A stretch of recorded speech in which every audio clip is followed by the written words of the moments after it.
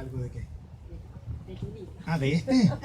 Ah, pero antes de leer algo, te quería decir que mientras te escuchaba pensaba que la definición de amigo y enemigo son bastante relativos, porque hasta hace un momento vos podías ser mi amiga y mi hermana mi enemiga, pero si yo lo que quisiera es hablar menos de mí mismo, mi hermana pasa a ser mi amiga y vos mi enemiga.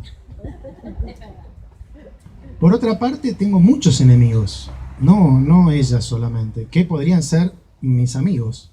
Por ejemplo, tengo otro enemigo que es un sacerdote que me dijo, está bien tu librito nuevo, pero... y dale con tu narcisismo. ¿Y a ese qué le respondemos? Tal vez poder leer en profundidad a alguien tiene que ver con dejar los lentes que uno nombra.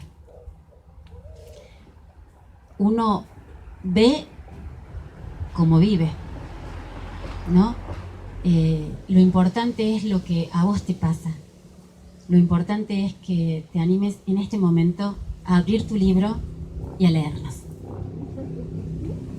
Quiere que lea. ¿Qué tengo que leer? ¿Cuánto aumento tenés vos? No, este es mío. Pero este tiene de más. ¿El tuyo cuánto tiene? Sí, está bien. ¿Este querés que lea? Bueno. Bueno, iniciático, dale.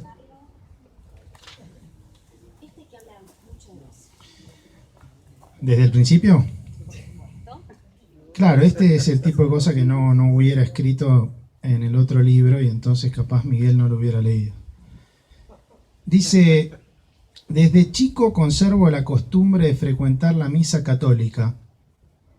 Curiosamente asocio mis primeros recuerdos de iglesia con la misma persona que plantó en mí, acaso sin habérselo propuesto, el gusto por los animales. Tina Garros, una de las 4 tías bisabuelas con las que gracias a mis padres pasé tantos domingos en el departamento que ellas tenían en la calle Juncal. El otro día cometí un furcio disculpable y le dije a Susi que me hacía acordar a Tina Garros. Al mismo tiempo que se lo decía y que le contaba que era mi tía bisabuela, me imaginaba los cálculos de edad que ella estaría haciendo y que seguro que le erraba por lo bajo. Tina me regaló la famosa caja que decía Shandong, en la que guardaba debajo de su cama mi nutrida colección de animalitos africanos y dinosaurios, como siempre me recuerda mi madre. Mi madre leyó el primer libro, vio lo de la caja de animales y como es implacable, me dijo, acá faltan los dinosaurios. Tina también me llevó a mis primeras misas en la iglesia de las esclavas frente a la Plaza Vicente López de Buenos Aires. Le estoy infinitamente agradecido por haber unido tan tempranamente en mi vida 2 pasiones que se hermanaron para siempre. Bueno, me cansé. Siempre hay una historia, ¿no? Un modo de aproximarnos a los lugares de interés.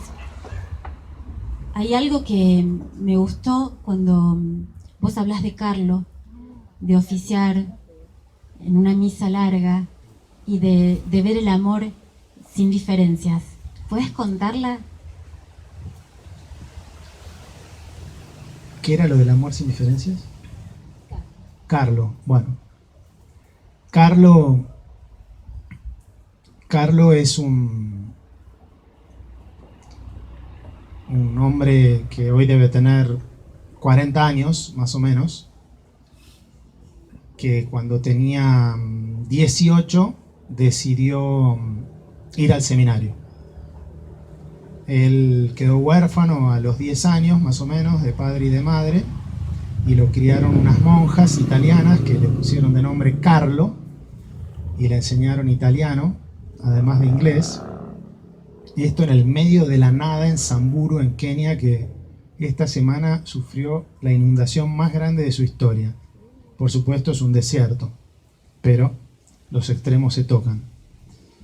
Bueno, la cuestión es que Carlos, muy bien formado, se fue al seminario, estuvo un año en el seminario y en las vacaciones de verano, entre primero y segundo año, volvió a su pueblo, que es un pueblo en el cual he estado varias veces, muy lejos de todo.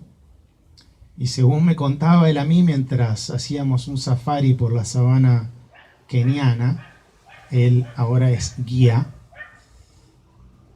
en esa visita veraniega él descubrió que podía vivir la obediencia y la pobreza, pero no la castidad. Y volvió diciéndoles a sus autoridades del seminario que se quedaba en el pueblo, que se había enamorado de quien hoy es la madre de sus 3 hijos. Bueno, estábamos con este Carlos una mañana haciendo safari rumbo a la misa dominical en la iglesia en la cual él se crió, donde están las monjas estas, y no aparecían animales, que es una de las cosas que pasa a veces en los safaris.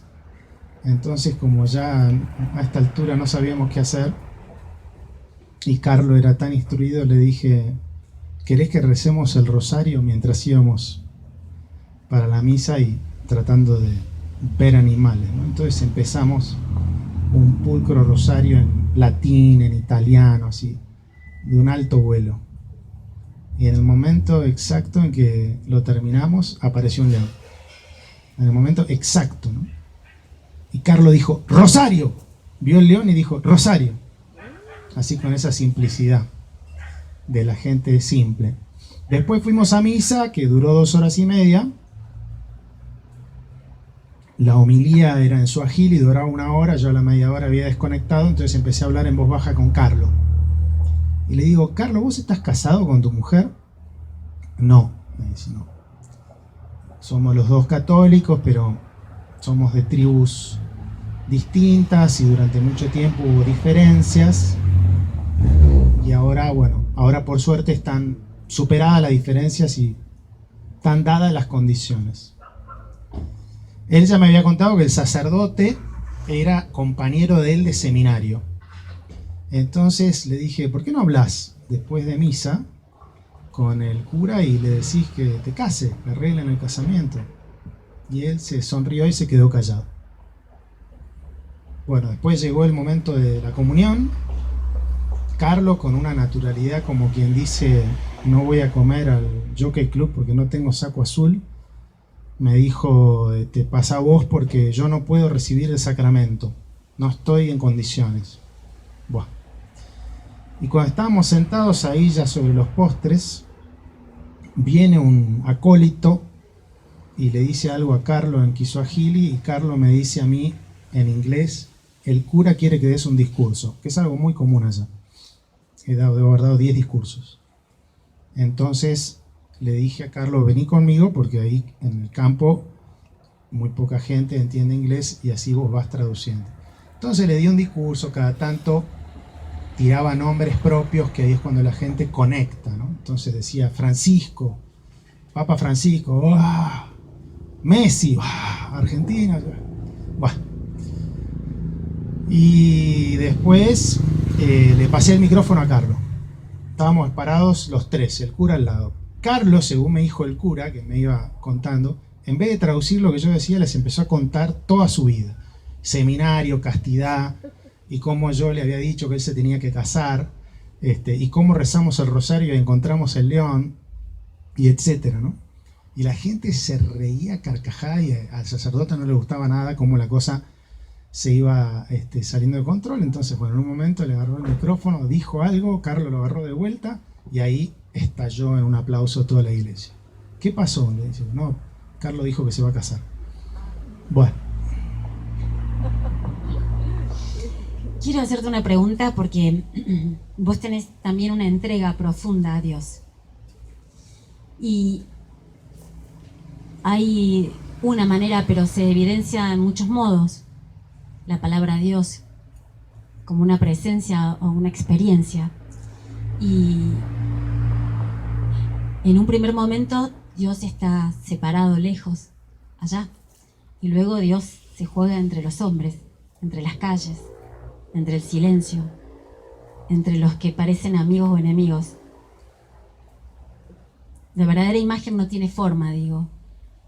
¿Cuánto lleva tu presencia de esta entrega silenciosa? Porque es una entrega silenciosa, siento, conociéndote y viendo los libros. Hay mucho más de lo que se ve. ¿Cuánto te invita a relacionarte desde un lugar más amplio de sí mismo, que es el que viene amaneciendo en vos y que se nota en tu palabra porque escribís excelente? Gracias. ¿Cuánto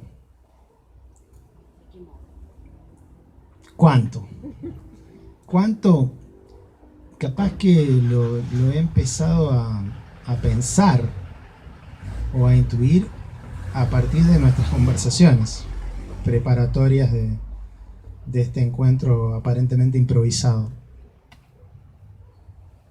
Capaz que ni me lo había planteado. Yo voy, hago. Evidentemente me doy cuenta de que lo que hago no lo podría hacer si no tuviera una cierta libertad, una cierta falta de anclaje, un cierto anclaje. No lo podría hacer si no tuviera una cierta motivación. Al mismo tiempo, mis recorridas me muestran que más allá de la belleza enorme del mundo, a Dios no se lo ve. Uno de los capítulos de este libro de Safari de la Vida es una reflexión sobre la Navidad y sobre lo inverosímil que es creer en Dios, y en especial en un Dios como el que se presenta en la Navidad. Uno podría pensar bastantes cosas de un niño, menos en que ese es Dios. Por ahí alguien lo intuye en un atardecer de la cumbre o en una montaña. Por ahí menos pensar que es Dios esa criatura que es Dios. Entonces, es un camino que yo no lo puedo hacer sin Dios y lo hago sin Dios, porque Él ha decidido guardarse para mí.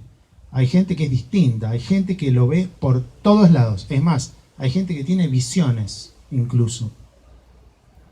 Yo no. Digo porque tal vez la versión más alta de sí mismos sea parte. Porque no hay más que uno entre todos nosotros, con mayúscula. Y tal vez la parte de tu propósito cuando vas también descubra un modo de alcanzar el paisaje y a los otros con esta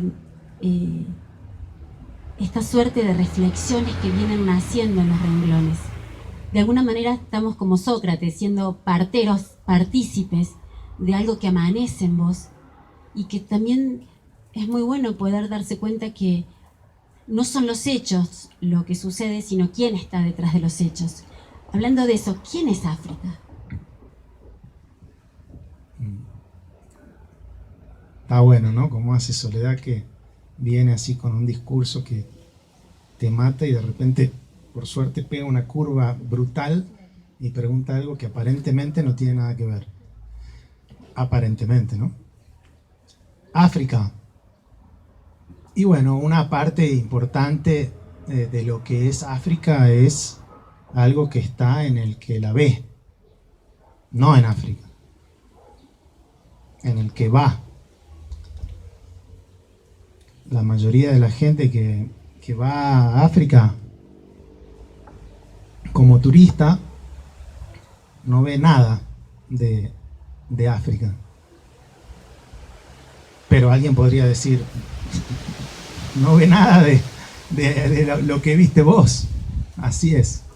Pero sucede que somos muchos, bastantes, los que hemos visto en África algunas cosas que parecería que están en el que las ve, pero a partir de algo que no está en la cumbre, por ejemplo, sino en África, o no está en Madrid, sino en África. Todo es relativo, por supuesto, pero no en vano existe en muchas personas que han experimentado África el llamado mal de África. Habrán oído hablar, tal vez. Acá tenemos un matrimonio que estuvo 3 años en Gabón. Después les voy a preguntar a ver si ellos experimentaron el mal de África. Hay gente que no, hay gente que pasa por África y lo que experimenta es la profunda alegría de haberse ido de África para volver a tener comodidades que no tuvo durante ese tiempo de exilio.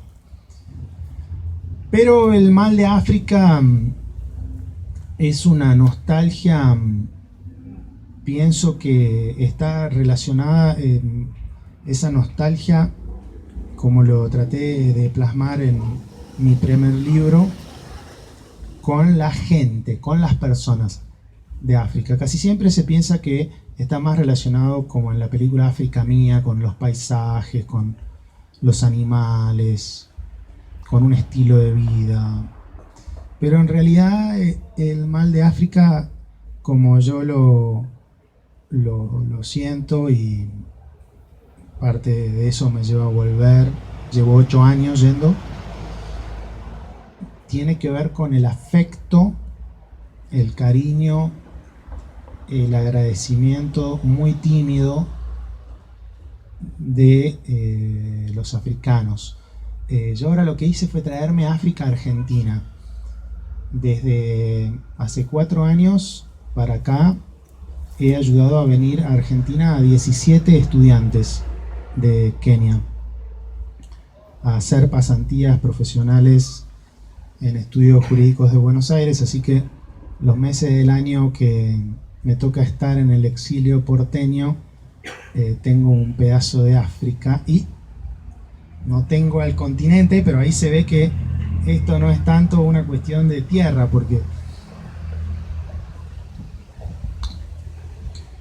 tenés una gran labor docente, ¿no? Profesar implica distintos aspectos de lo que uno da, ¿no? Toda corriente pedagógica circula sobre una base afectiva, me refiero a una corriente afectiva. 2 preguntas quería hacerte. Primero, ¿cómo es ser profesor para vos en África? ¿Qué cambia, ¿no? en la dialéctica con el alumno, los modos? Y la segunda pregunta, hay pequeñas conversiones que uno tiene. En tu caso la palabra conversión viene bien. No son cambios buscados. Son amanecidos, casi sin darnos cuenta. ¿En qué ha ido, cuáles han sido esas pequeñas conversiones desde que comenzaste a ir a la fecha, a hoy martes? Bueno, con un gran esfuerzo voy a empezar por lo segundo. Sí, es bien, porque cuando veníamos por acá, le digo a Rodolfo, que está ahí sacando fotos, filmando, pobre, veníamos y le dije, ya dejé abierto el auto por si quería cargar en los talas sus cámaras y qué sé yo, y me dice, ¿no puedes dejar algo librado al azar? Bueno, entonces a mí me hubiera gustado decirte, bueno, una cosa que cambió, una conversión, es que ahora estoy más librado al azar. No. En el paraíso, yo creo que dije algo que me parece que usted se me acercó después y me parece que fue quien me corrigió, ¿no? Me parece, casi seguro. Porque yo lo que dije es que la gente que va joven a África la puede flexibilizar bastante. La puede hacer dejar más cosas al azar, aprender a vivir más sanamente, más relajadamente, pero cuando uno a África lo agarra de grande, ya está. Y lo de Rodolfo sería una confirmación de esto. Pero la señora, y si no fue ella, es alguien que se le parece mucho más a más, se me acercó después de la charla en el paraíso y me dijo, no es verdad lo que dijo usted. Se puede cambiar hasta el último minuto. Yo tengo, digamos que dijo 60, no dijo 80, 18, y yo cambio todos los días un poco, ¿no? Y bueno, me gustaría pensar que es verdad esto, me gustaría pensar que es verdad, así que bueno, voy a hacer un esfuerzo y te voy a decir, a ver, ahora vuelvo a la primera pregunta y después te digo a ver si me ocurre algo en lo que me pueda haber dejado permear por África. Sí. Yo la pregunta la tomo de la lectura. Así que si volvemos a leer, no, la deducís desde lo personal, desde la palabra. No está fuera de la palabra. Las pequeñas conversiones, las pequeñas flexibilidades o no, o por ahí quien conoce sus límites también conoce sus libertades. Ojo, no, la libertad no es abrir todo el juego, también aprender a contenerse sin desparramarse también forma parte de la libertad de alguien. Sobre todo en esos lugares donde hay un relativismo cultural, donde uno tiene que preservar, ¿no? Hay una proxémica, un modo de aproximarse a los demás, cultural también. Por eso digo, cuando vos regresás aquí con nosotros a Argentina,